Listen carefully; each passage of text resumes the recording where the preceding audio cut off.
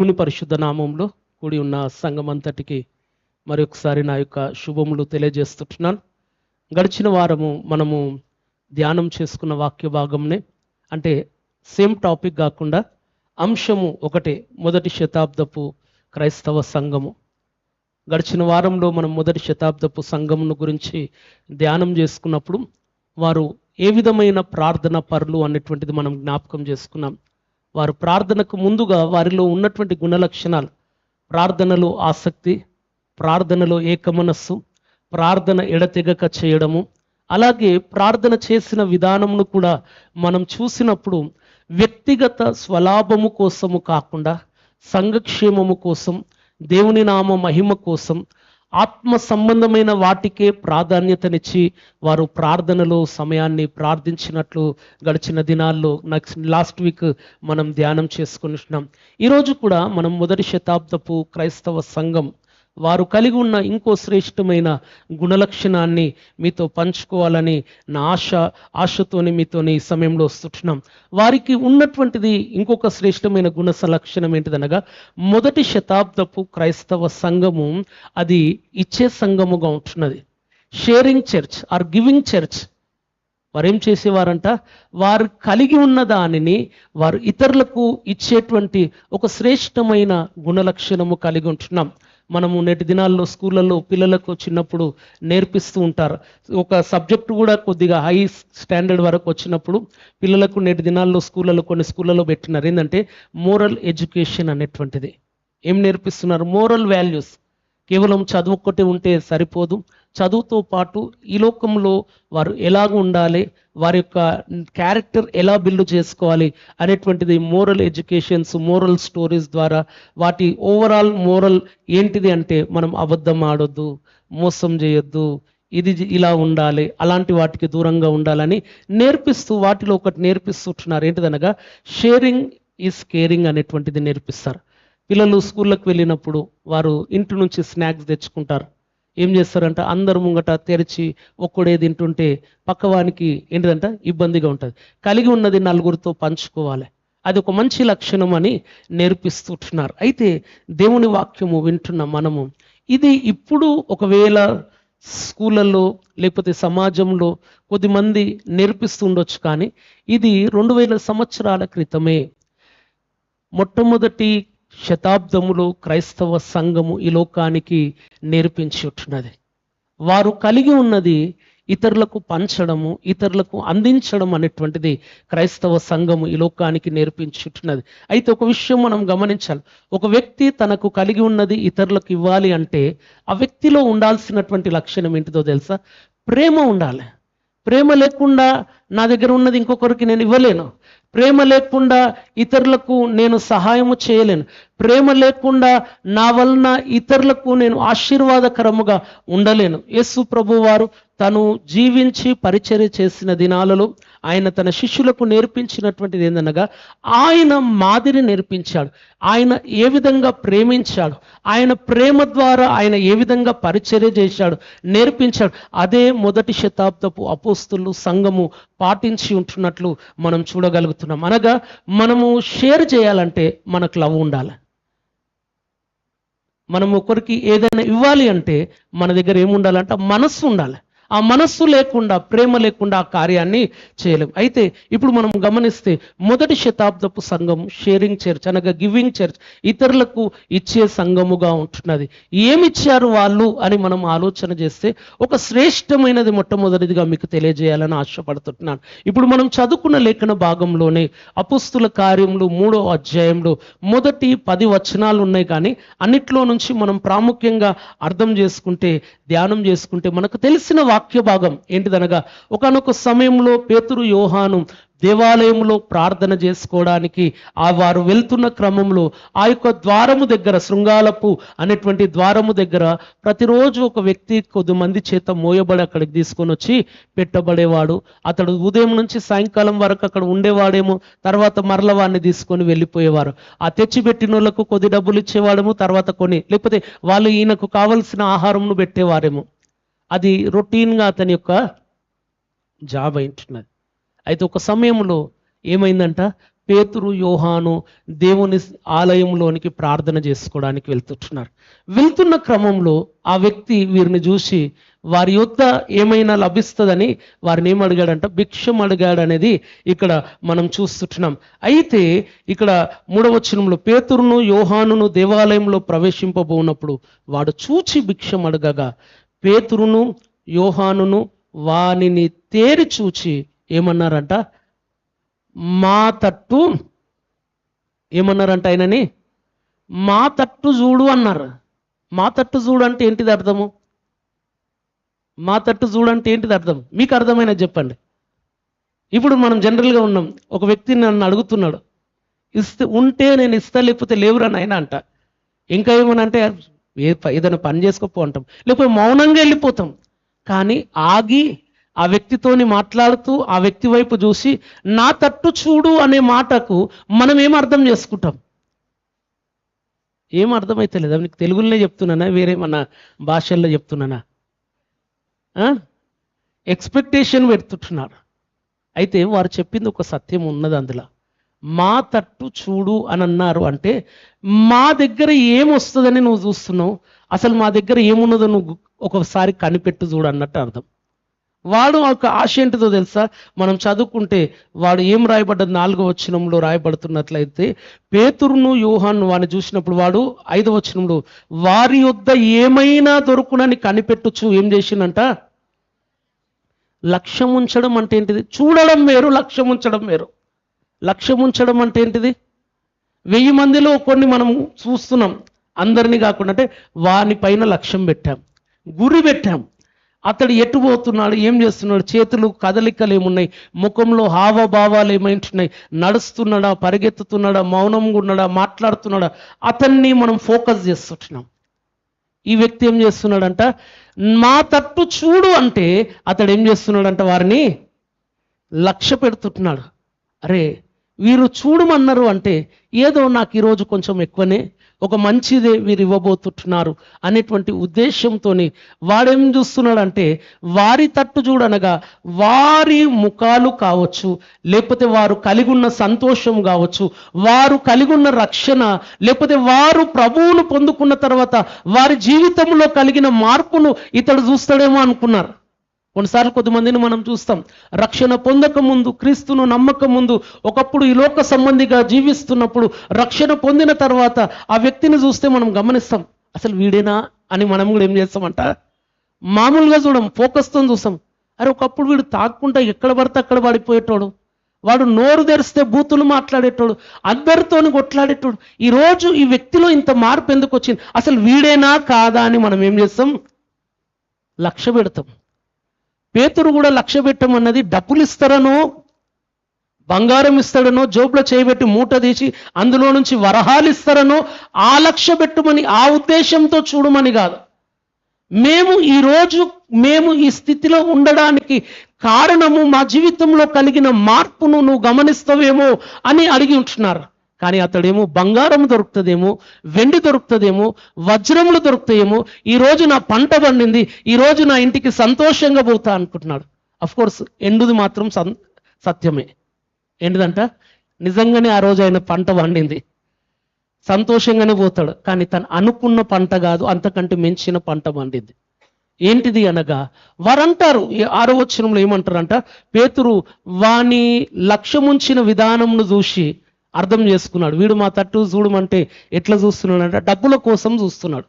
కొన్నిసార్లు కొద్దిమందిని చూస్తే అర్థమవుతుంది, ఎన్నడూ గుర్తుకు రానప్పుడు మనకు ఫోన్ చేస్తారు, వీడు ఎందుకు ఫోన్ చేసిండు అనేది అర్థమైపోతుంది మనకు. ఎన్నడు రానోడు ఇంటికి వస్తాడు, ఎన్నడు చూపించని ప్రేమ చూపిస్తారు.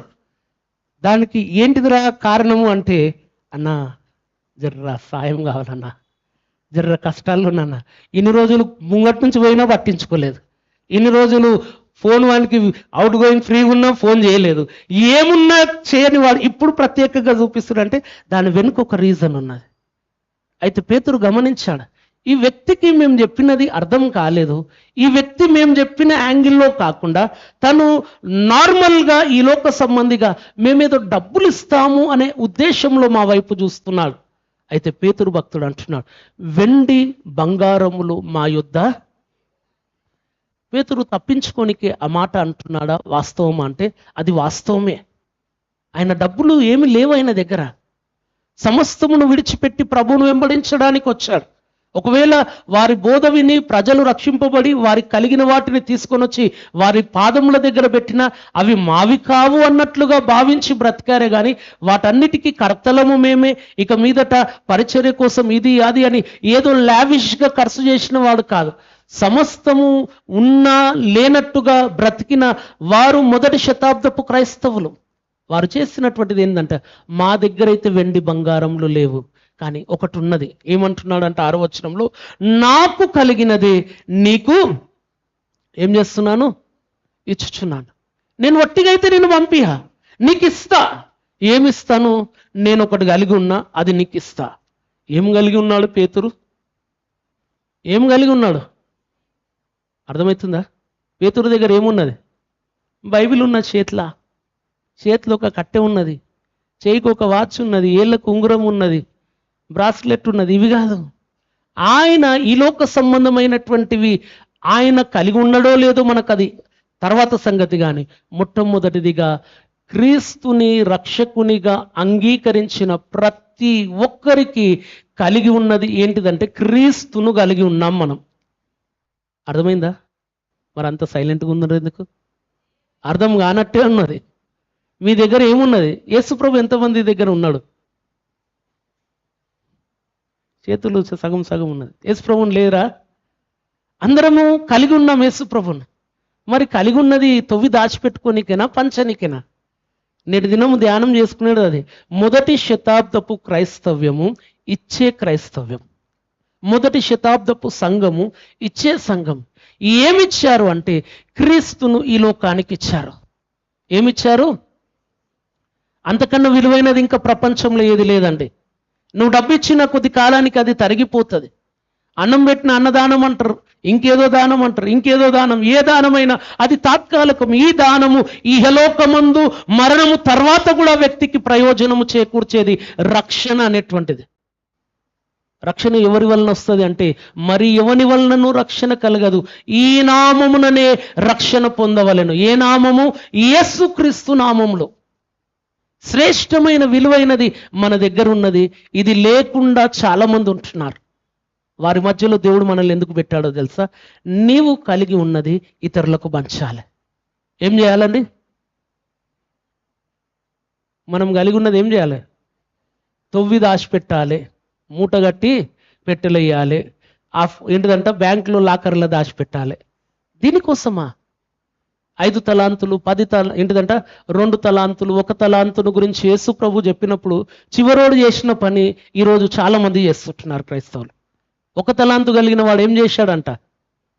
ఏం చేసిండు? ఆ తలాంతుని తీసుకుపోయి తొవ్వి దాచిపెట్టి వచ్చినప్పుడు మరలా ఆ గుంత తవ్వి మరలా మూట తీసి, అయ్యా ఇదిగో నువ్విచ్చినది జాగ్రత్తగా కాపాడుకున్నా, దీనికి చెదబట్టలేదు, దీనికి దుమ్మంటలేదు, దీనికి ఏం కష్టం కాలేదు, నష్టం కాలేదు. ఇచ్చిన కడక్ నోటు తిరిగి ఇదిగో నీకు కడక్గిస్తున్నా అంటున్నాడు.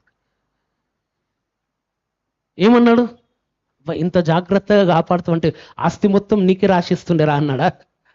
వీని దగ్గర నుంచి ఉన్నది గుంజుకొని వీని తీసి అక్కడ వెలుపల చీకటి దాంట్లో పడేయండి అన్నాడు. ఎందుకో తెలుసా? నీకు నేను ఇచ్చింది దాచుకోనికే కాదు, నాకు దాచుకోవడం చేతగాకనా? దేవునికి దాచుకోవడం యజమానికి తెలియదా? అవి తెలియకుండానే అంత పెద్దవాడయ్యాడా?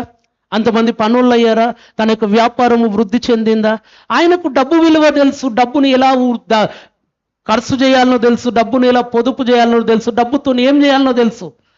తన దగ్గర పని చేసిన వాడు, ఇంతకాలము తనను చూసిన వాడు, ఇంతకాలము తను చేస్తున్న కార్యాలను వ్యక్తిగతంగా అనుభవించిన వాడు, నేను వెళ్ళిపోయిన తర్వాత నేను అప్పగించిన పనిని నా వలే నమ్మకంగా చేస్తాడు, దానిని వృద్ధి చేస్తాడు అనుకున్నాడు. మేబీ ఆ యజమానుడు తన ప్రారంభ దినాల్లో 1-2 దేనారాలతోనే ప్రారంభించి ఈరోజు పెద్దదిగా ఉండొచ్చు. అలాగే వారి పని వాళ్ళకు ఒకనికి 5, ఒకనికి 2, ఒకనికి 1 ఇచ్చాడు. మీరు కూడా మీకు ఇచ్చిన దాంతో నాలాగా పెద్దగా చేయాలి దీనాన్ని. ఒకడు నిజంగానే చేసిండు, 2 చేసిండు, 3వాడు వచ్చేసరికి ఏం చేసిండు? ఇప్పుడు మనం అదే చేస్తున్నాం. ఏం చేస్తున్నాం? డబ్బు దాచుకుంటే బ్యాంకులో ఏదో ఇంట్రెస్ట్ వస్తుంది అన్నట్టు రక్షణ దాచుకుంటే ఇంట్రెస్ట్ రాదు, ఉన్నది పోతుంది. డబ్బులు ఫిక్స్డ్ చేస్తే ఇంట్రెస్ట్ వస్తుంది, కానీ రక్షణ దాచుకుంటే నువ్వు పరలోకానికి పోవు. యేసు ప్రభువును దాచుకుంటే సిగ్గుపడువాడు, పిరికివాడు పరలోక రాజ్యానికి వెళ్ళరండి. నా నామము నిమిత్తం ఎవడైనా సిగ్గుపడితే దేవదూతలతో నేను దిగి వచ్చినప్పుడు వాని నిమిత్తము నేను సిగ్గుపడతానంటాడు దేవుడు. ఈ వ్యక్తులు చేసిన పని ఏంటిది? కుంటి భిక్షగానికి మా దగ్గర ఒకటి మేము కలిగి ఉన్నాం. ఇక్కడ కూర్చున్న ప్రతి ఒక్కరు కలిగి ఉన్నారు. ఇది లేని వారు సమాజంలో చాలా మంది ఉంటున్నారు. ఈరోజు నువ్వు నేర్చుకునేది ఏంటిదో తెలుసా? నీవు కలిగిన దానిలో నుంచి నీవు లేని వానికి ఇవ్వాలి. ఏం చేయాలి? చేయడం లేదంటే స్వార్థంతో కూడిన వ్యక్తివి నువ్వు. స్వార్థము పనికిరాదు. మనము ఇతరులకు మేలు చేసే వారంగా ఉండాలి. పేతురు చెప్పాడు, మేము కలిగి ఉన్నది నీకు ఇస్తున్నాం. ఏమి ఇచ్చారు అంటే, నజరేయుడైన యేసు నామములో లేచి నడువుము అన్నాడు. వాడు ఏమైపోయాడంటే, అప్పుడు ఆ మాట వారు కుడి చేయబట్టి లేపగానే వాని పాదములను చీలమండలను బలము పొందెను. వాడు దిగ్గున లేచి నిలిచి నడిచెను. నడుచుచు గంతులు వేయుచు దేవుణ్ణి స్తుతించుచు వారితో కూడా దేవాలయములోనికి. ఒకవేళ బంగారం ఇస్తే కూడా ఇంత చేయకపోతుండే వాడు. బంగారం ఇస్తే ఇట్లా చేస్తుండేనా? కింద నుంచి అయ్యా వందనాలు ఆ కూసున్న కాడనే అంటుండే, కానీ లేస్తుండేనా? వాని కాళ్ళను చీలమండలాలను నరాలను పట్టివేసి ఉంటున్నది కనుక లేవలేకపోయాడు. ఎప్పుడైతే యేసు క్రీస్తు నామము విన్నాడో, తన శరీరంలో, తన కాళ్ళలో, తన నరములలో పట్టుకొని ఉన్న ఆ బంధకాలన్నీ విడుదల పొందుకున్నాయి. లేచి నిలబడ్డాడు. ఈరోజు చాలామంది బంధకాల్లో ఉన్నారు. ఆ బంధకాల్లో ఉన్న వారికి యేసు ప్రభు ఒక్కడే విడుదల ఇవ్వగలుగుతాడు. ఆ విడుదలనిచ్చే యేసయ్యను మనం విడుదలిస్తలేం. మన లోపల బంధించి పెట్టుకున్నాం. మన లోపల బందీ అయిపోయాను. మన నుంచి బయటకు వచ్చి అందరిని విడిపించాలంటే మనమేం బయటికి తెస్తలేం. దాన్ని ఏం చేయాలి? మనలో ఉన్న యేసు బయటికి, మనలో ఉన్నటువంటి ఆ నామము ద్వారా ఇతరులు దీవించబడాలి, ఇతరులు మేలు పొందుకోవాలి. ఇంతకాలం ఈ కుంటివాడు ప్రతిరోజు దేవాలయము ద్వారము దగ్గరకు వచ్చి ఆ ద్వారం దగ్గర నుంచి ఇంటికి పోయిండు, కానీ ఏ రోజు లోపలికి పోయినట్టు మేబీ ఇక్కడైతే రాయబడలేదు, నేను కూడా అనుకుంటలేను. లోపలికి పోయి ఉంటాడా? ఎందుకు పోలేదు? కుంటితనము. పోయి ఏం చేస్తాడు? దేవా, నా కాలు తీసినందుకు నీకు వందనాలు, నడవలేకుండా చేసినందుకు నీకు వందనాలు, నలుగురు చేత మోపిస్తున్నందుకు వందనాలు అని చెప్తాడా? వానికి లోపలికి పోయి ఆరాధించాలనే ఇంటెన్షన్ అసలు. ఎందుకంటే వానికి రక్షణ లేదు. దేవుణ్ణి స్తుతించాలి, ఆరాధించాలి, దేవుని గణపరచాలి అన్న మనస్సు లేదు. కేవలము ఈ లోక సంబంధమైన వ్యక్తిగా తన జీవితాన్ని తన వ్యక్తిగత పోషణ కోసం అడుక్కోవాలి. అదే తప్పించి ఇంకా వేరే ఏమీ, తన కోసం తాను బ్రతుకుతున్నాడు, కానీ దేవుని కోసం ఇతరుల కోసం బ్రతికినవాడు కాదు. కాబట్టి అతడు మెట్ల నుంచి ఇంటికి మెట్లకే ఉన్నాడు. కానీ ఏ రోజైతే యేసు ప్రభువును తను పొందుకున్నాడో, యేసు ప్రభు అనుగ్రహించే స్వస్థత తర్వాత రక్షణ కూడా పొందుకుంటాడు. ఎప్పుడైతే అతని జీవితంలోనికి వచ్చిందో అతడు ఏం చేశాడంట? లేచి దేవుణ్ణి స్తుతించాడంట. దేవుణ్ణి స్తుతించడమే కాదు, గంతులు వేసుకుంటూ దేవాలయంలోనికి ఇంటికి పోలేదు. ఎక్కడికి పోయిందంట? దేవుని సన్నిధికి వెళ్ళి దేవుణ్ణి స్తుతిస్తున్నాడు. ఈరోజు దేవుని వాక్యం వింటున్నాం. మనము కూడా ఇతరుల జీవితాలలో, ఇతరుల బంధకాల నుంచి విడుదల కలిగించే కార్యము మన ద్వారా దేవుడు జరిగించాలని ఆశపడుతుండగా, ఇతరులు మన ద్వారా దీవించబడాలంటే మనము కలిగి ఉన్న దానిని వారికి ఇవ్వాలి. వారేమన్నారు? వెండి బంగారంలో అయితే మా దగ్గర లేదు, మేము ఒకటి కలిగి ఉన్నాం, అది నీకు ఇస్తున్నాం. ఈరోజు ఈ లోకంలో ఒకవేళ మనం ఆలోచన చేసినట్లయితే మనమున్న దేశంలో దాదాపు 95%, 98% వరకు ప్రజలు ఇది లేక బాధపడుతున్న వారు ఉంటున్నారు. అంటే తెలియక కాదు, తెలుసు, కానీ రక్షణ లేక, ప్రభు నామంలో బంధకాల నుంచి విడుదల లేక, ఇంకా సాతాను బంధకాలలో, ఇంకా దేవునికి దూరముగా, ఇంకా ఆత్మీయ జీవితంలో లేవలేని స్థితిలో, కూర్చున్న స్థితిలోనే బాధపడుతున్న వారిలో మనల్ని దేవుడు రక్షించి, మనల్ని దేవుడు లేవనెత్తి, మనల్ని తన యొక్క ప్రేమ చేత, తన యొక్క వెలుగు చేత నింపి మనల్ని ఆశీర్వదించినప్పుడు దేవుడు మన నుంచి ఎక్స్పెక్ట్ చేస్తుంది ఏంటో తెలుసా? మనము ఇలాంటి వారి పట్ల ప్రేమను చూపించాలి. యేసు ప్రభు ఆయన జీవించిన దినాల్లో చేసిన పని ఏంటిదన్నగా, ఆయన కాపరి లేని గొర్రెల వలె చెదిరి ఉన్నారని మానవులను చూసి వారిపైన కనికరబడ్డాడు. కనికరబడి ఉట్టిగానే వదిలిపెట్టలేదంట. వారిలో రోగులైన వారిని స్వస్థపరిచాడు, అపవిత్రాత్మలు గల వారిని విడిపించాడు, ఆశగున్న వారికి దేవుని వాక్యమును ప్రకటించి వారి ఆత్మీయ తృష్ణను తీర్చాడు. వచ్చిన వారిని ఎవరిని కూడా వట్టి చేతులతో పంపించకుండా వచ్చిన ప్రతి ఒక్కరికి దీవెనకరముగా యేసు ప్రభు వారు ఉండి వచ్చిన వారు సంతోషంతో తిరిగి వెళ్ళడానికి కారణమై ఉంటున్నాడు. ఈరోజు నా జీవితంలో మనకు పరిచయం ఉన్న, మనతో టచ్లో ఉన్న ప్రతి ఒక్కరికి మనం ఏమై ఉండాలంట? దీవెనకరముగా ఉండాలి. దీవెనకరముగా ఉండాలి అంటే మనం పంచేవారముగా ఉండాలి. ఏం పంచాలి? క్రీస్తును, సువార్తను పంచేవారముగా ఉండాలి. 2వ అధ్యాయంలో కూడా అపోస్తల కార్యం 14 నుంచి 36వ వచనం వరకు గల వాక్య భాగంలో పేతురు భక్తుడు ఆయన పరిశుద్ధాత్మతో నింపబడి పెంతెకోస్తు దినమందు సమాజము యెరూషలేము వీధుల్లో అనేకులు మెడగది వైపు తేరి చూస్తున్నటువంటి సమయంలో ఆయన వాక్యం ప్రకటిస్తాడు. ఏం ప్రకటిస్తాడంటే యేసు క్రీస్తును గురించి ఆయన ప్రకటిస్తాడు. యేసు క్రీస్తు వారిని గురించి ప్రకటించడం అంటే ఇంకొక మాటలో చెప్పాలంటే ఏం చేశాడంటే క్రీస్తును పంచాడు వారికి. విన్నవారిలో 3000 మంది ఏమయ్యారంట? అయ్యలారా మేమేమి చెయ్యాలి అన్నప్పుడు వారు అన్నారు ఏంటిదంటే, మీరు పాప క్షమాపణ నిమిత్తం ప్రతివాడు యేసు క్రీస్తు నామంలో బాప్తిస్మము పొందుడి అని 38వ వచనంలో చెప్తే వారు పాప క్షమాపణ నిమిత్తమే యేసు ప్రభు సన్నిధిలో వారు పాపం నొప్పుకొని పశ్చాత్తాపంతో ఆయన నామంలో బాప్తిస్మం పొంది రక్షింపబడి సంఘంలో చేర్చబడ్డారు. అంతకుముందు వారి జీవితంలో లేని సంతోషం, అంతకుముందు వారి జీవితంలో లేని సమాధానం, అంతకుముందు వారిని పట్టి పీడిస్తున్నటువంటి పాపభీతి నుంచి వారు విడుదల పొందుకొని సంతోష సమాధానములు కలిగి జీవించడానికి వారు ఏమిచ్చారంటే యేసయ్యనిచ్చారు. వారు ఎంతో సంతోషంతో మనం గమనిస్తే చూస్తే రాయబడుతున్నది ఏమని రాయబడుతుందంటే, ఇది 3000 మంది రక్షింపబడ్డ వాళ్ళు. చివరి వచనం 2వ అధ్యాయం 47లో ఆనందముతో నిష్కపటమైన హృదయముతో ఆహారం పుచ్చుకొంచు మరువు ప్రభు రక్షణ పొందుచున్న వారిని అనుదినము వారితో. వాళ్ళు ఎలా ఉన్నారంట? వాళ్ళు సంతోషంగా ఉన్నారంట. అంతకుముందు వారికి ఏం లేదు. ఉండవచ్చు, ఆస్తులు ఉండవచ్చు, ఈ లోక సమాజంలో వారికి గౌరవము, ప్రత్యేకతలు, ఈ లోకంలో వారికి ఉన్నతమైనటువంటి స్థితిలు ఉన్నాయి. కానీ మనస్సులో నెమ్మది లేదు, సమాధానం లేదు, సంతోషం లేదు. ఎప్పుడు వచ్చింది అంటే యేసు ప్రభువును వారు పొందుకున్నప్పుడు. ఎలా పొందుకున్నారంటే ఒక వ్యక్తి ఇచ్చాడు వారికి. 1వ శతాబ్దపు సంఘము క్రీస్తును ఈ లోకానికి ఇచ్చి ఉంటున్నది.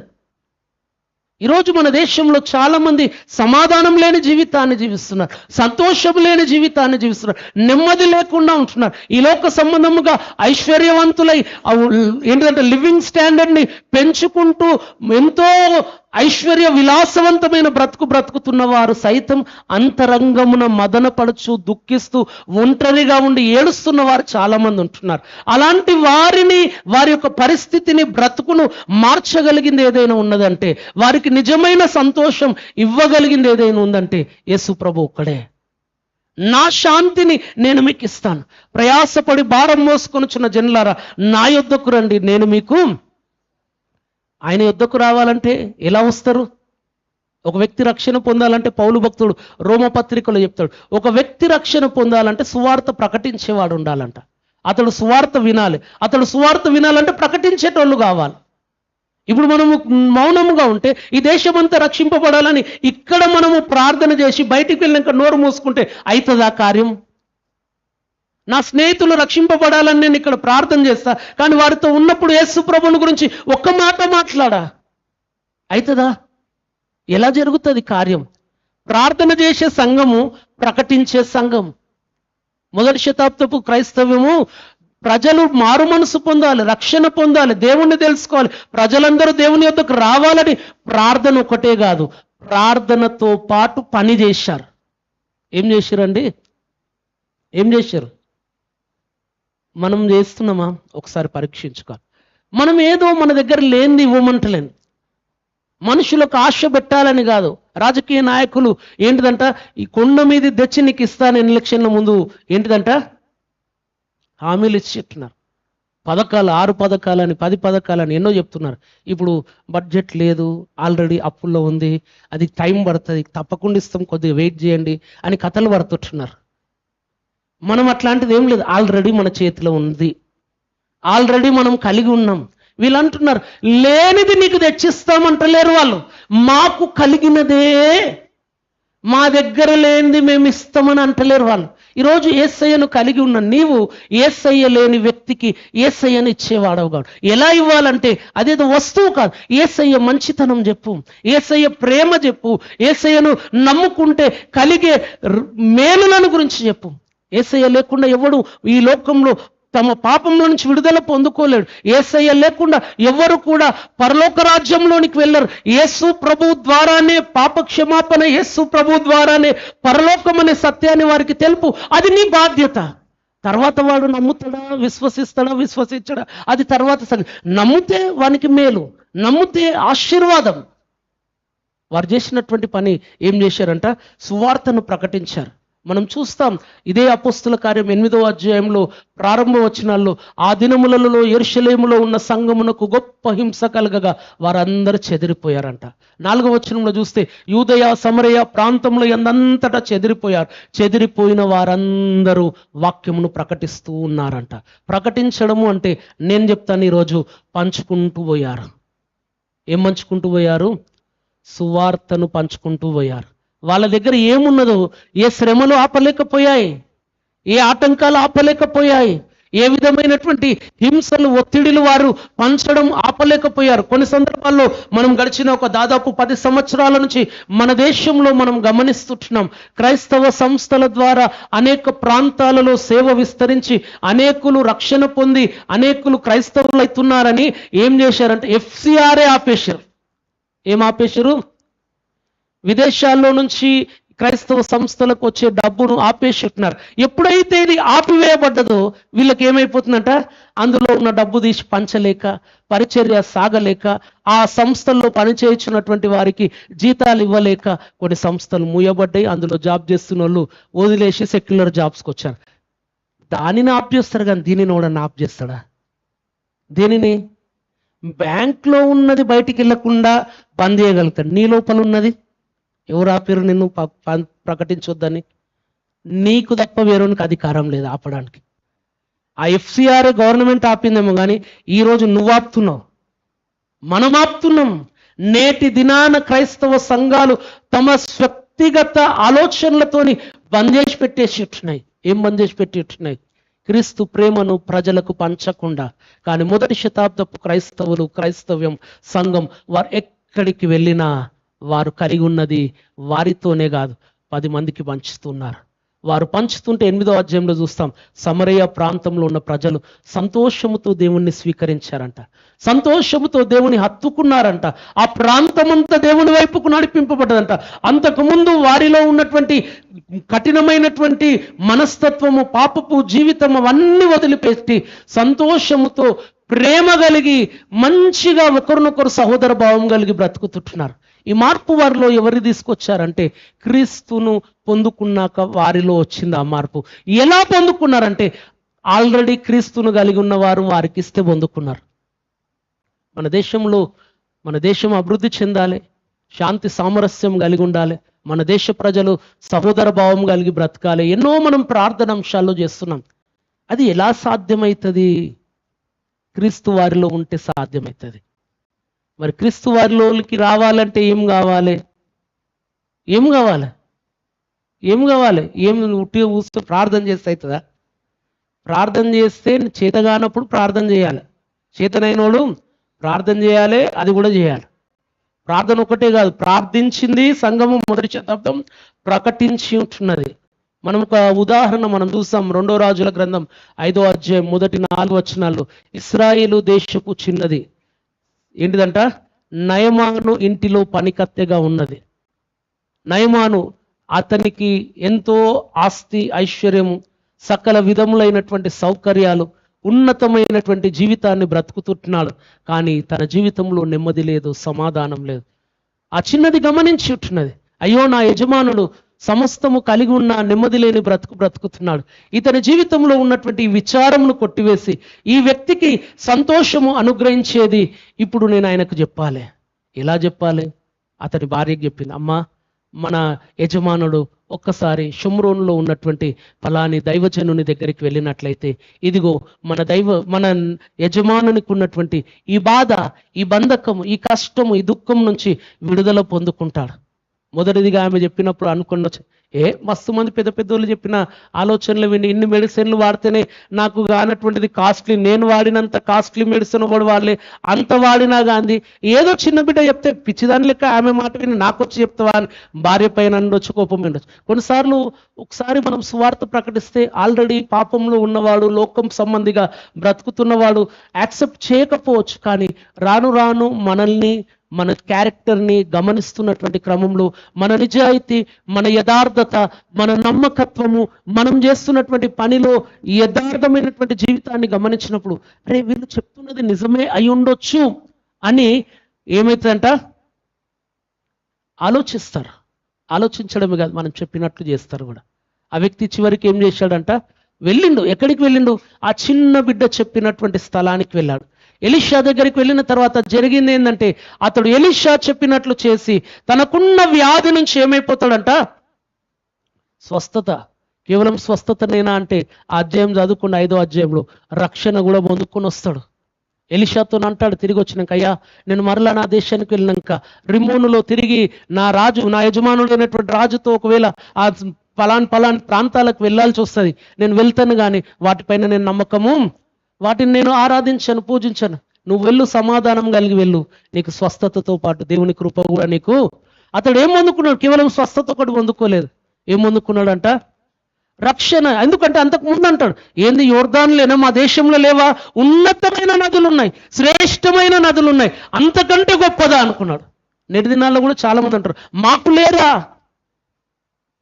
ఉండొచ్చు, కానీ ఈయనకు సాటి అయిన వాడైతే ఎవరు లేడు. ఆయనకు సాటి అయినటువంటి కార్యము చేసేవాడు ఎవడు లేడు. మనిషి జీవితాలను మార్చి కుంటివారిని లేవనెత్తి బాగు చేసి, గుడ్డివారిని బాగు చేసి, బంధకాల్లో ఉన్న వారిని విడిపించి, చెడిపోయిన వారిని బాగు చేసేవాడు యేసయ్య. పాపిని పరిశుద్ధునిగా మార్చి నరకానికి వెళ్ళేవాడిని మోక్షానికి తీసుకుని వెళ్ళగలిగిన వాడు యేసయ్య. అలాంటి కార్యంలో వాడు చేయలేడండి. అలాంటి వాణిని మనం కలిగి ఉండి పంచలేక మనము ఇతరులకు ఏమైతున్నామంట ఆటంకముగా మారుతున్నాం. దేవుని వాక్యం వింటున్నటువంటి మనం వారు చేసింది ఏంటంట, వారు కలిగి ఉన్నది పంచారు. ఈరోజు మనం పంచాలి. ఏం చేయాలి? క్రీస్తును కలిగి ఉన్న వారు ఏం చేయాలంట, క్రీస్తును లేని వారికి ఎట్లా పంచాలి? కరపత్రం. అది కరపత్రాలు పంచినా పర్వాలేదు, నీ సాక్ష్యము, నీ మాట, యేసు ప్రభువును గురించి నీకు తెలిసినది, ఆయన చేసిన కార్యం, ఆయన ఏమై ఉన్నాడో చెప్తే వారికి ఏమవుతుందంట, వారి జీవితంలో బంధకాల్లో ఉన్నవారు, సాతాను బంధకాల్లో ఉన్నవారు విడుదల పొందుకుంటారు. రెండోది, వారు చేసినటువంటి పని ఏంటిదనగా వారు క్రీస్తును పంచడమే కాదు, వారికి కలిగి ఉన్న దానిని కూడా పంచారంట. ఏం చేశారు వాళ్ళు? కలిగి ఉన్నది. మనం అపోస్తల కార్యంలో 4వ అధ్యాయం 32 నుంచి 35 వచనం వరకు ఉన్నది. కానీ 35వ వచనం మనం చదువుకుందాం. ఏమని రాయబడుతుంది అనగా, వారు ప్రతివానికి వాని అక్కర కొలదై పంచిపెట్టిరు గనుక వారిలో ఎవనికి నీ కొదువలేక ఏమైందంట, రక్షింపబడిన సంఘము దినదినము పెరుగుతూ వస్తున్నది. పెరుగుతూ వస్తున్నప్పుడు వారిలో కొద్దిమంది అక్కరలో ఉన్నవారు ఉన్నారు, కొద్దిమంది పేదవారు ఉన్నారు, కొద్దిమంది ఉన్నతంగా ఉంటున్నారు, అసమానతలు ఉంటున్నాయి. అయితే అందరినీ ధనవంతులుగా చేయలేకపోయినా అక్కరలో ఉన్నవాని కనీస అక్కరలు తీర్చే పని ఎవరు చేశారంట? ఎవరు చేశారు? సంఘం చేసింది. మొదటి శతాబ్దపు సంఘం చేసేట్టున్నది.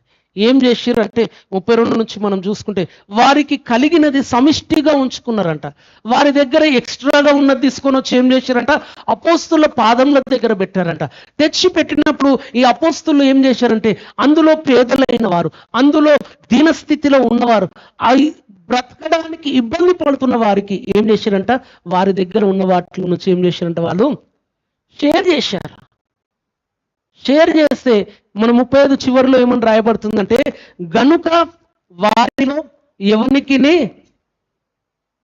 ఏం లేదంట, కొదువ లేదు. దేవుని మందిరములో ఉన్న వానికి కొదువ ఉండకూడదు.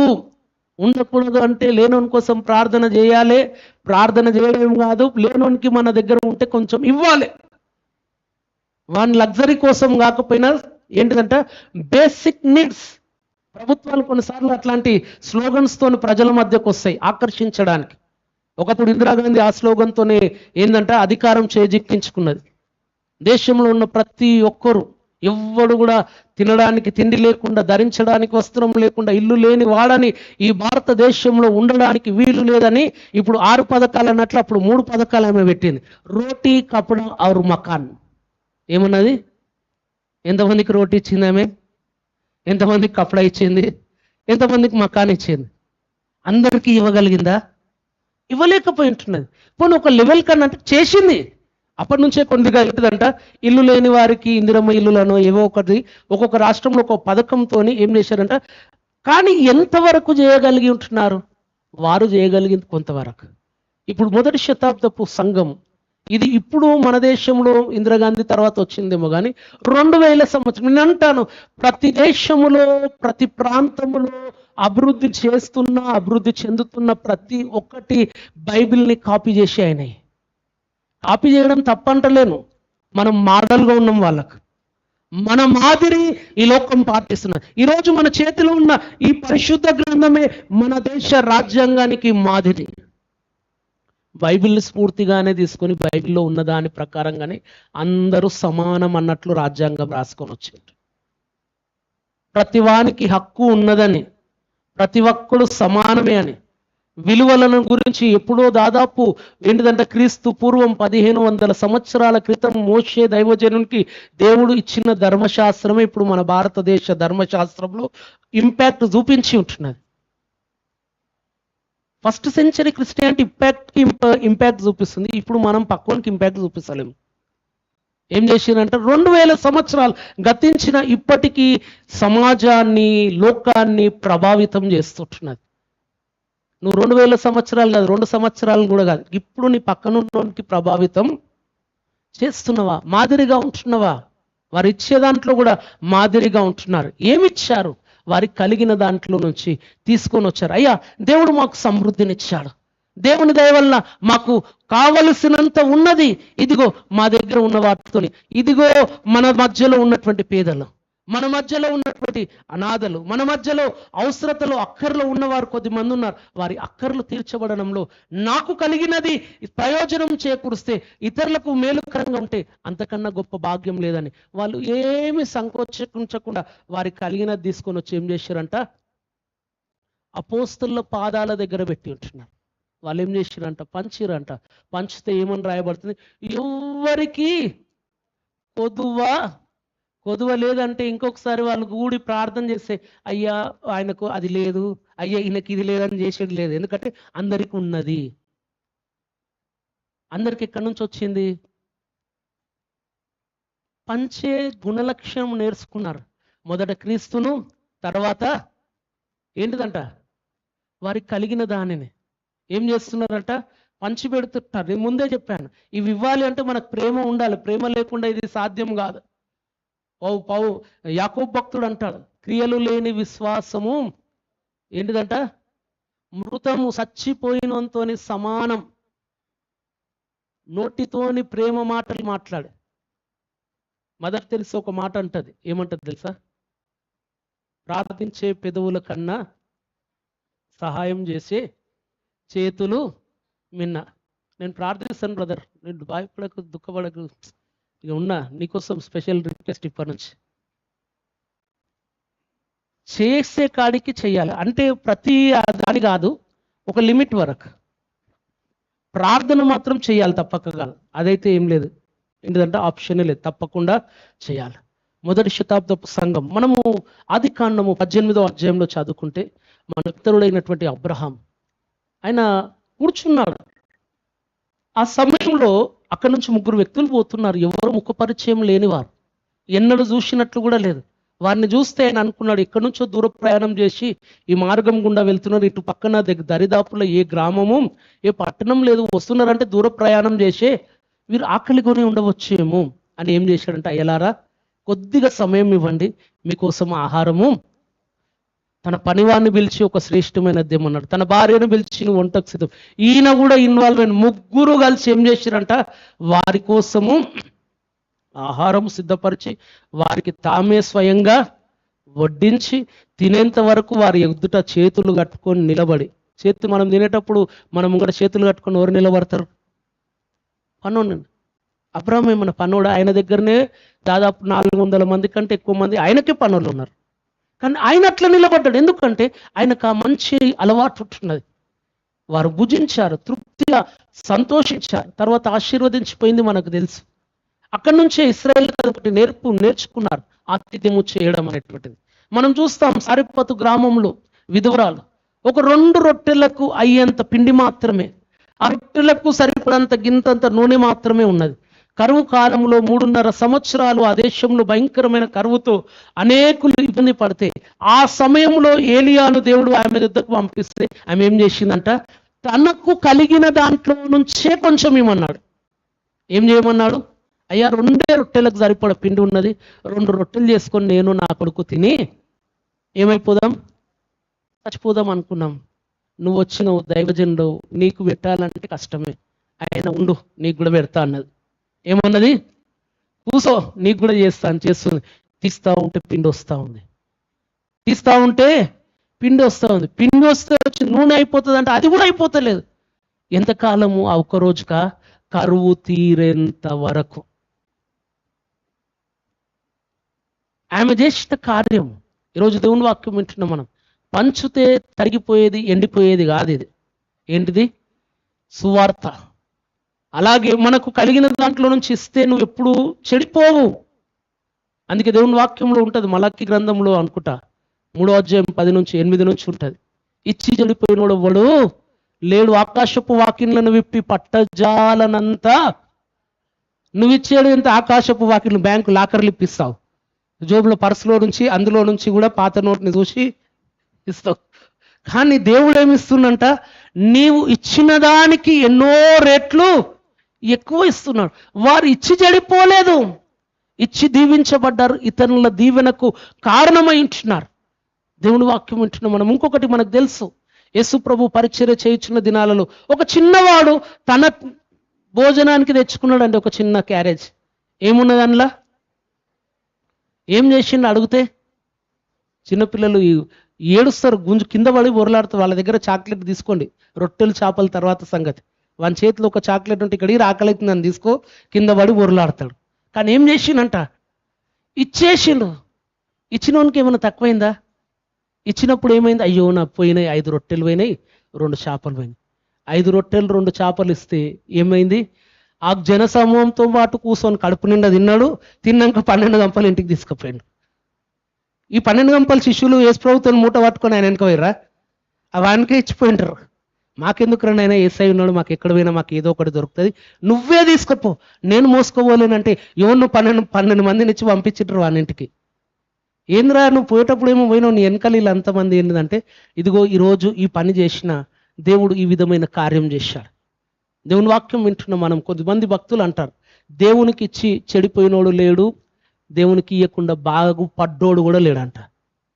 దేవునికంటే మనం ఇతరులకు సాయం చేస్తే, యేసు ప్రభు వారు అంటారు ఏంటిది? నేను ఆకలి కొని ఉంటిని, మీరు నాకు అన్నం పెట్టలేదు, చెరసాలలో ఉంటిని, మీరు దర్శించాలి, రోగినై ఉంటిని, పరామర్శించాలి. ఇదంటే అయ్యా నువ్వు ఎప్పుడున్నావు నాకు తెలియదు అంటే, ఇదిగో మీలో తోటి సహోదరులు ఒకడు ఆ స్థితిలో ఉన్నప్పుడు మీరు వానికి చేయలేదు, నాకు కూడా చేయలేదు. కొద్దిమందిని అంటున్నాడు, నేను రోగినై ఉంటే మీరు నన్ను పరామర్శించారు, ఆకలి కొని ఉంటే నాకు అన్నం పెట్టారు. నువ్వు రోగివై ఉండడం ఏంది దేవా? నీవు ఆకలి కొని ఉండడం ఏంది? నీకు మేము అన్నం పెట్టడం ఏంది? ఇదిగో నీ తోటి సహోదరునికి చేశావు, నాకు కూడా చేసినట్టే. ఈరోజు దేవుని వాక్యం వింటున్నాం మనం. 1వ శతాబ్దపు సంఘము క్రీస్తును ఈ లోకానికి పంచింది. అవసరతలో అక్కరలో ఉన్న వారికి వారి అక్కరను అవసరతను తీర్చేది వారి యొద్ద ఉన్న దానిని పంచి తీర్చి ఉంటున్నది. ఈరోజు క్రైస్తవులముగా 100 మంది ఆకలిని తీర్చలేకపోయినా ఒక్క వ్యక్తి నీ ద్వారా బాగుపడగలిగితే, ఒక్కొక్కరు ఒక్కొక్క వ్యక్తికి మేలు చేయగలిగితే, ఆ విధంగా చూస్తే మన సంఘంలో పేదలు ఉండరు. ఆ విధంగానే మనల్ని ఇన్స్పైర్ చేసుకొని బయట సమాజం కూడా అలాంటిది కనుక ఫాలో అయితే దేశంలో ఆకలితో సచ్చేటోడే ఉండడు. ఇప్పుడు మనం చదువుకున్నాం 4:35 ఏంటంట, ఎవ్వరికి కొదవలేదంట. ఒక్కడు ఉన్నాడు కొదవతో, ఒకడు ఆకలితో బాధపడుతున్నాడు, ఒకడు కష్టంలో ఉన్నాడని లేదు, అందరి కష్టం తీరిందంట. ఎట్లా తీరింది? ఎలా తీరింది?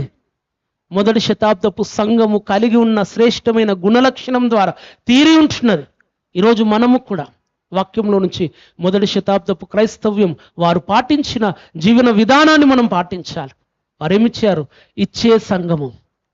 ఈ లోకానికి క్రీస్తును, ఈ లోకానికి వారి అవసరతలు మనం చూస్తాం. మన దేశానికి కూడా ఒకప్పుడు ఈ దేశానికి క్రైస్తవ మిషనరీలు వచ్చారు, సువార్తను క్రీస్తును పంచారు. తర్వాత వాళ్ళు ఏం చేశారంటే ఇక్కడ ఉన్నటువంటి వారిలో చాలా మంది విద్యకు దూరంగా ఉన్నారని వారు గమనించి ఇక్కడ స్కూళ్ళు స్థాపించి విద్యను చెప్పిస్తున్నారు. చాలా మందికి వైద్య సదుపాయాలు లేక రోగములతో చనిపోతున్నారని గమనించి హాస్పిటళ్లను కట్టించారు. వారి నీడ్ని చూశారు. వారి నీడ్కి తగినటువంటిది వాళ్ళు ఏం చేశారంట? ఇచ్చిపోయి ఉంటున్నారు.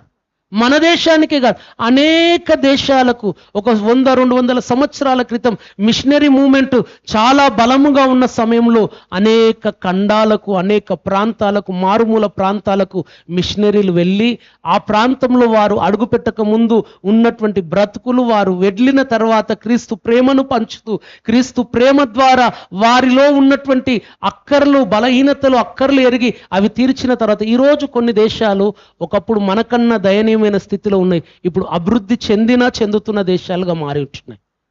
వారు ఇప్పుడు పేదలను వెతుకుతే దొరకరు వాళ్ళ లోపల. ఎందుకంటే క్రీస్తు ప్రేమ ఒకరి ద్వారా ఒకరికి, ఒకరి ద్వారా ఒకరికి, ఒకరి ద్వారా. ఇప్పుడు మనం మొదటి శతాబ్దపు సంఘంలో 4:35 చూసాం. కొదువ అనేటోడు ఒక్కడు లేడంట. ఎవరు లేరంట? కొదువ కలిగి ఉన్నాను అనేవాడు ఒక్కడు లేకుండా ఉండడానికి కారణం, అంతకుముందు కొదువ కలిగిన వారు ఉండే, కానీ ఉన్నవాడు లేని వానికి సాయం చేస్తే కొదువ అనేది లేకుండా పోయింటున్నది. ఈ స్ట్రాటజీ ఫాలో అయితే ఏమైతుందంటే ఒక లెవెల్ వరకు మనం ఏం చేయగలుగుతాం? ప్రజల బేసికల్ నీడ్స్, ప్రభుత్వాలు కూడా అందరికీ అన్ని కూర్చోబెట్టి ఇయ్యరు, కానీ మెయిన్ నీడ్స్ ఇస్తారు. విద్య కావచ్చు, వైద్యం కావచ్చు. ఏంటిదంట అన్ని బయట చూపించుకోలేను, గవర్నమెంట్ ఏదో ఇబ్బంది పెడతాయో, ఉండడానికి సరైన విధంగా ఉండదు, కానీ ఏదో కొద్దిగా అడ్జస్ట్ కాగలిగినోడు పోయి అలా చదువుకోగలుగుతాడు, వైద్యం పొందుకోగలుగుతాడు. అలాగే క్రైస్తవుడు కూడా మొదటి శతాబ్దం ఆ విధంగా చేశారు. మూడోది మనం గమనించి చూసినట్లయితే వారు ఏమిచ్చారు? క్రీస్తుని లోకానికి ఇచ్చారు. కలిగినది సంఘంలో అక్కర్లో ఉన్న వారికి ఇచ్చారు. మూడవది తమను తాము ప్రభువుకి ఇచ్చుకున్నారు. ఏమిచ్చారంట? ఎవరికి ఇచ్చారు? లోకానికి ఇస్తున్నారు. ఆయనకు ఇయ్యాలిగా. వారిని విమోచించిన విమోచకుడు, వారిని రక్షించిన రక్షకుడు, వారి కోసం ప్రాణం పెట్టి వారిని మరణమును తప్పించి నిత్యరాజ్యానికి వారసులుగా చేసి వారిని పరిశుద్ధాత్మతో నింపి లోకంలో వారి ప్రతి అవసరత తీరుస్తూ, కష్టంలో, దుఃఖంలో, బలహీనతల్లో, బంధకాల్లో వారితో ఉన్నానని ధైర్యం ఇచ్చి నడిపిస్తున్న వానికి కూడా ఇవ్వాలి కదా. ఏమివ్వాలి? ఏమిస్తే ఆయన రుణం తీరుతుంది? ఏమివ్వాలి? మనుషులకు ఇస్తున్నావు, మరి దేవునికి అంటే దేవుని వాక్యం చెప్తున్నది, తమను తాము అప్పగించుకొనిరి. ఏం చేశారంట? ఎవరికి? పౌలు భక్తుడు రోమ 12:1 బ్రతిమిలాడుతున్నాడు. సజీవ యాగముగా మిమ్మును మీరు ప్రభువుకు సమర్పించుకొనుడి అంటున్నాడు. ఈరోజు కొద్దిమంది ఉంటారు ఈ లోకంలో, వారు ఏంటిదంట క్రీస్తును ప్రకటిస్తూ ఉండవచ్చు, అవసరతలో ఉన్న వానికి సాయం చేస్తుండవచ్చు, కానీ తమల్ని మాత్రం దేవునికి సరెండర్ చేయకుండా ఉంటారు. కానీ చేయాల్సింది ఏంటిదో తెలుసా? నువ్వు దేవునికి సరెండర్ కావాలి. నీ లైఫ్ దేవునికి సరెండర్ కావాలి. నీవు దేవునిని నిన్ను నీవు సమర్పించుకోగలిగితే నీ ద్వారా జరిగే ప్రతి కార్యం ఫలప్రదముగా, ఇతరులకు దీవెనకరముగా, దేవునికి మహిమకరముగా ఉంటుంది. స్టెఫెను భక్తుడు సువార్త ప్రకటిస్తున్నందుకు రాళ్ల చేత కొట్టబడి చంపబడుతున్న సమయంలో అతడు ప్రార్థిస్తున్నాడు. అపోస్తుల కార్యములు 7:59 ఏమని రాయబడుతుందంటే, యేసు ప్రభువా ఏమంటున్నాడంటే, ఆయన 59 మొరపెడుతుంది, ప్రభువా నా ఆత్మను చేర్చుకొనుమని స్టెఫెను అనగా సరెండర్ అవుతున్నాడు. ఏమిచ్చాడు? దేవునికి ఇవ్వడం అంటే ఉట్టిగా ఇవ్వడం కాదు, పెదవులతో పాటలు, పెదవులతో మాటలు కాదు. నీ లైఫ్ని అవసరమైతే నీ లైఫ్ని సాక్రిఫైస్ చేయడానికి కూడా మొదటి శతాబ్దపు సంఘము తమను తాము ప్రభువుకి ఇచ్చుకున్నారు. ప్రభు కోసం ఏమైనా చేయడానికి, ప్రభు కోసం ఎంతకైనా తెగించడానికి, ప్రభు కోసం చివరికి ప్రాణాలు అర్పించడానికి, తమవి కానట్లుగా భావించి బ్రతుకుచున్నవాడిక మీదట తన కోసము కాకుండా తనను రక్షించి తన కోసం ప్రాణం పెట్టి తన మనను విమోచించిన ప్రభు కోసం బ్రతకాలని పౌలు భక్తుడు చెప్పాడు. వారు అలాగే చేశారు. మొదటి శతాబ్దపు సంఘము స్వార్థము లేకుండా, తమ కోసము కాకుండా ప్రభు కోసం, సమాజ శ్రేయస్సు కోసం వారు బ్రతికి తమను తాము ఏం చేసుకున్నారంట? పౌలు భక్తుడు కొరింథీ పత్రిక 2 కొరింథీ 8వ అధ్యాయం ప్రారంభం నుంచి 5 వచనాల్లో కొరింథీ సంఘానికి ఒక మాదిరిని చెప్తున్నాడు. ఏమని చెప్తున్నాడంటే మాసిదోనియా సంఘం యొక్క మాదిరిని గురించి చెప్తున్నాడు. ఈ చెప్పుకుంటూ వస్తున్న క్రమంలో 5వ వచనంలో అంటాడు, వారు ఎలాంటి వారయ్యా అని చెప్తున్నాడంటే, వారు తమను తాము ప్రభువునకును అలాగే మాకును అప్పగించుకున్నవారంట. ఏం చేసుకున్నారంట మాసిదోనియా సంఘస్థులు? 2 కొరింథీ 8:5 వచనం చదవండి ఒకసారి.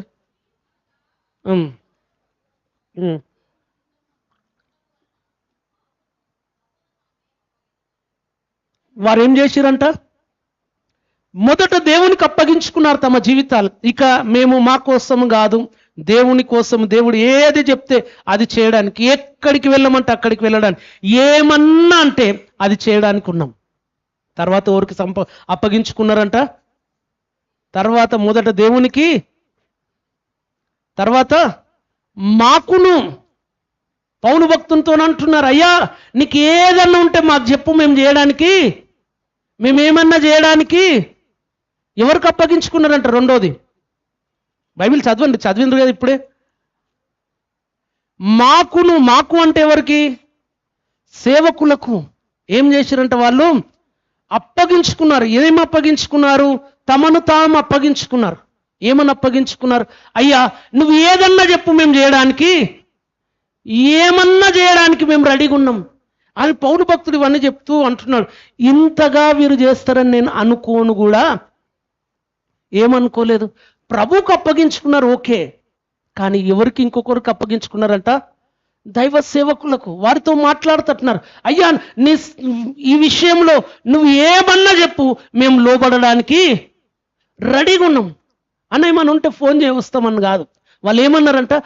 ఏమన్నా చేయడానికి సిద్ధముగా ఉన్నామంటే పౌలు భక్తుడు అంటున్నాడు కొరింథీ సంఘానికి, ఇట్లా వీళ్ళు ఇంత సరెండర్ అవుతారని నేనైతే మరి ఎక్స్పెక్ట్ చేయను. మరలా మాకెందుకు చెప్తున్నా అంటే, మీరు కూడా అట్లా కావాలని రాస్తున్నా అంటున్నాడు. మాసిదోనియా సంఘపు మాదిరిని కొరింథీ సంఘానికి చెప్తున్నాడు. మీరు వారిని చూసి నేర్చుకోవాలి. వారు అనేక ఇచ్చుట విషయంలో కూడా వారు మాదిరినే. మనం కొరింథీ 2వ పత్రిక మనం చదువుకున్నాం లాస్ట్ లెంట్ డేస్లో. మాసిదోనియా సంఘపు మాదిరిని గురించి చెప్తూ అంటారు, వారు నిరుపేదలైనను దాతృత్వం విషయంలో వెనుకడుగు వేసిన వారు. పౌలు భక్తుడు అన్నాడు, అయ్యా మీరు పేదలు వద్దు అంటుంటే కూడా బలవంతంగా తెచ్చిపెట్టిరంట ఆయన చేతిలో. ఏం చేసిరంట వాళ్ళు? వారు నిరుపేదలైన మాసిదోనియా సంఘము బలవంతంగా తెచ్చిపెట్టారు. ఈ డబ్బులే కాదయ్యా, ఇంకేమన్నా ఉంటే చెప్పు, మేము రెడీగా అన్నారంట వాళ్ళు. డబ్బులు ఇవ్వడమే కాదు, ప్రాణాలు ఇవ్వడానికి కూడా రెడీగా ఉన్నోళ్ళు వాళ్ళు. ఎవరు?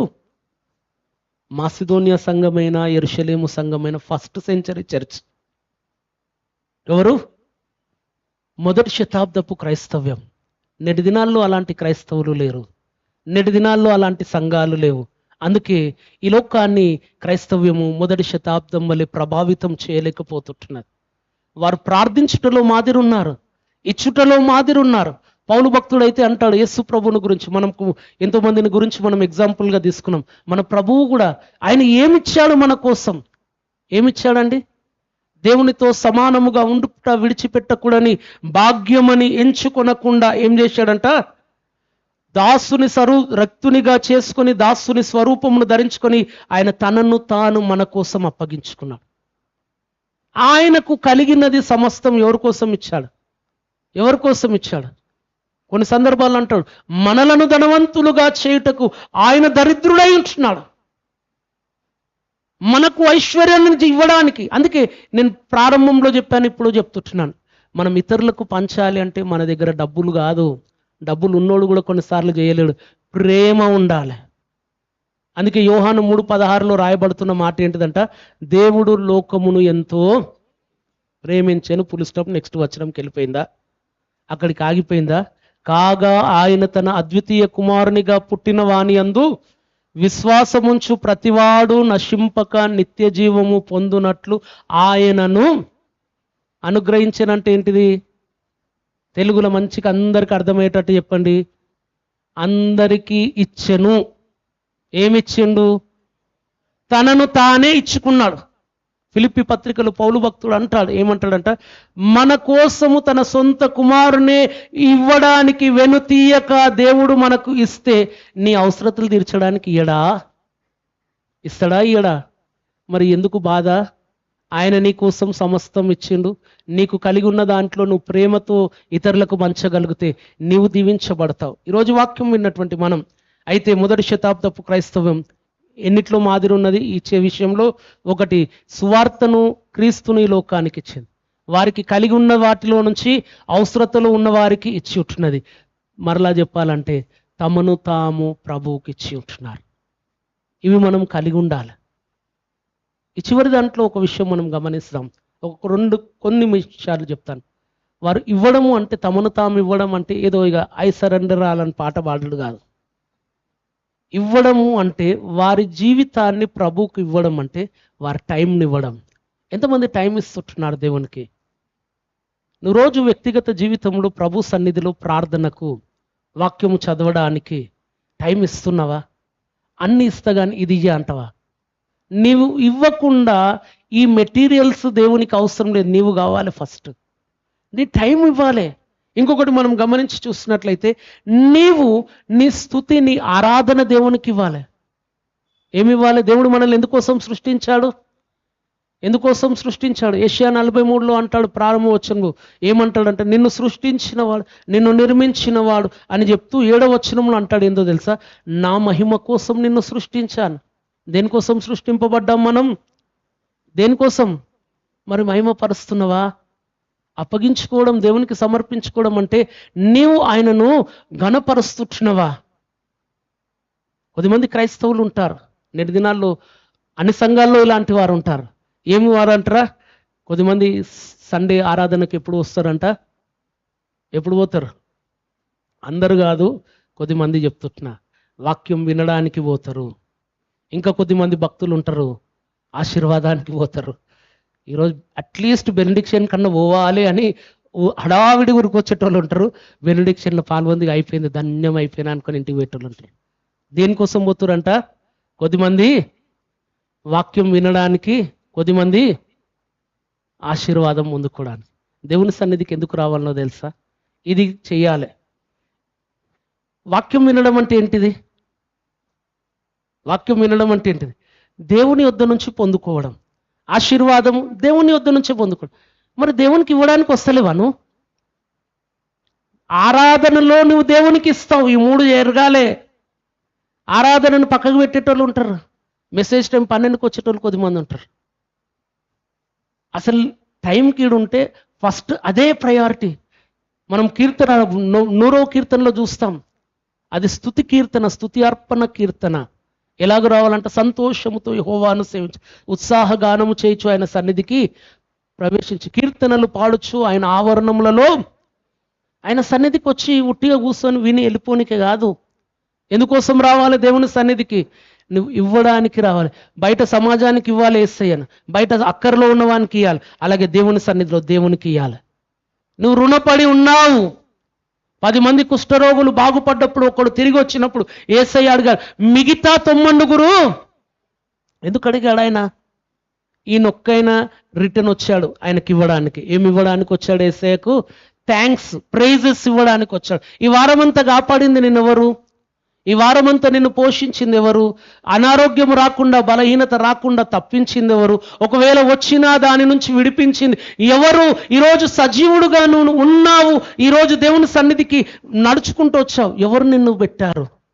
మరి వచ్చి ఆయనకి ఏం చెప్పాలి? థ్యాంక్స్ అని ఉట్టి మాట చెప్తావా? కలిసి ఆరాధనలో అందరితో కలిసి 1 నిమిషం, 2 సెకండ్లలో చెప్పుడు కాదు, ఒక అర్ధగంటన్న దేవునికి థ్యాంక్స్ చెప్పాలి. ఒక అర్ధగంటన్న, దేవా ఈరోజు నీ సన్నిధికి నువ్వు చేసిన మేళ్లను బట్టి నీకు కృతజ్ఞతాస్తుతులు చెల్లించడానికి, నిన్ను ఆరాధించడానికి, సమాజంలో నిన్ను కీర్తించడానికి నేను నీ సన్నిధికి వచ్చాను. నీ ప్రజలందరితో కలిసి నీ నామాన్ని ఘనపరచడానికి వచ్చాను. ఇవి ఇవ్వవా? ఇవి కూడా ఇవ్వాలి.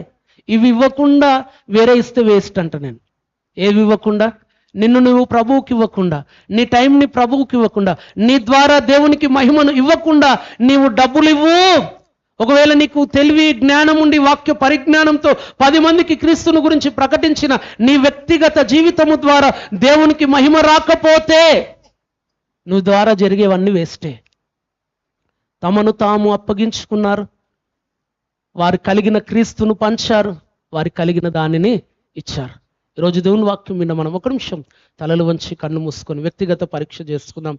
మన జీవితంలో మొదటి శతాబ్దపు క్రైస్తవం సంఘం వారి కలిగి ఉన్న శ్రేష్టమైన గుణ లక్షణాలను ధ్యానిస్తున్నటువంటి క్రమంలో గడిచిన వారము వారు కలిగి ఉన్నటువంటి ప్రార్థనా జీవితాన్ని ధ్యానం చేసుకున్నాం.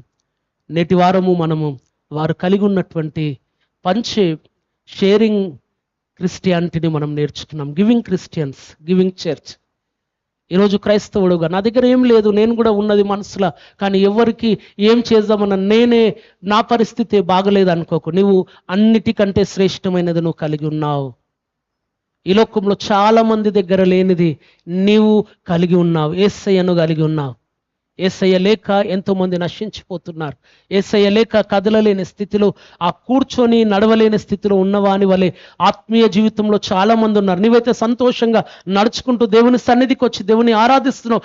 దేవుని సన్నిధికి రాలేక, లేవలేక, నడవలేక అక్కడనే పడి ఉన్నవారు చాలా మంది ఉంటున్నారు.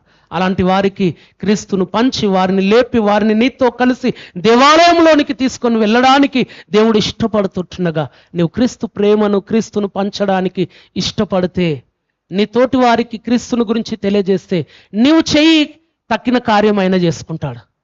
నువ్వు చేయాల్సింది యేసును వారికి పరిచయం చేయి. యేసయ్యను గురించి వారికి చెప్పు. ఆయన నీ మాట విన్న వారిలో కార్యం జరిగిస్తాడు. పేతురు ప్రసంగించాడు అంతే, వారిని ఒప్పింపజేసింది పరిశుద్ధాత్మదేవుడు. ఈరోజు మనం చేయాల్సిన పని, మొదటి శతాబ్దపు సంఘం చేసిన పని క్రైస్తవులుగా ఈరోజు 21వ శతాబ్దంలో మన సంఘము ద్వారా, ఈ ప్రపంచంలో ఉన్న ప్రతి సంఘము ద్వారా దేవుడు కోరుకుంటున్నాడు. మొదటి శతాబ్దపు సంఘపు మాదిరిని కలిగి మీరు కూడా ఈ లోకానికి పంచేవారుగా ఉండాలి. నన్ను, నా ప్రేమను పంచండి. అక్కర్లో ఉన్న వారి యొక్క అవసరతలు తీర్చడానికి మీకు కలిగి ఉన్న దాంట్లో మనం ఒక విషయం గమనించాలి. మనం ఎవరికి ఏది ఇచ్చినా మనది ఇవ్వడం లేదు, మనము దేవుని వలన పొందుకున్న దాంట్లో నుంచే కొంత ఇస్తున్నాం.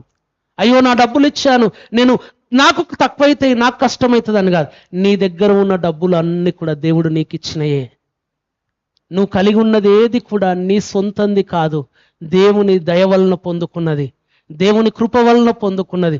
దేవుడు నీకు ఇచ్చిన దాంట్లో దేవుడు నీకు 100 ఇస్తే అందులో కొంత నువ్వు కొరికిస్తే నువ్వు ఇచ్చింది నీది కాదు, దేవునిది ఇస్తున్నావు. పేతురు అంటున్నాడు, నేను కలిగి ఉన్నది నాకు యేసయ్య ఇచ్చింది, ఇదిగో ఆ యేసయ్య నీకు ఇస్తున్నాను. ఈరోజు దేవుని సన్నిధిలో ఒక తీర్మానం చేసుకుందాం. అయ్యా, మొదటి శతాబ్దపు సంఘము వలె మా సంఘము కూడా, హోరేబు సంఘం, సంఘ విశ్వాసులు, నేను ఈ లోకానికి నిన్ను ఇచ్చే వారంగా ఉంటాం. అక్కరలో ఉన్నవారికి అక్కర తీర్చే వారంగా ఉంటాం. మమ్మును మేము నీకు అప్పగించుకొని నీ చిత్తానికి విధేయులమై నీవు చెప్పినట్లుగా నీ సన్నిధిని మా ద్వారా నీవు ఆశిస్తున్నట్లుగా మా స్తుతి యాగము, జిహ్వా ఫలమును నీకు అర్పిస్తామని ప్రభుకు తెలియజేద్దాం. తప్పకుండా దేవుడు మొదటి శతాబ్దపు సంఘం ద్వారా తన నామానికి మహిమ తెచ్చుకున్న దేవుడు నేటి దినాన మన ద్వారా ఆయన నామానికి మహిమ తెచ్చుకుంటాడు. దేవుడి మాటలు మన వెనికిల్లో దీవించి ఆశీర్వదించును గాక. ఆమేన్, ఆమేన్. ఈ సమయంలో మనం అందరం లేచి నిలబడదాం.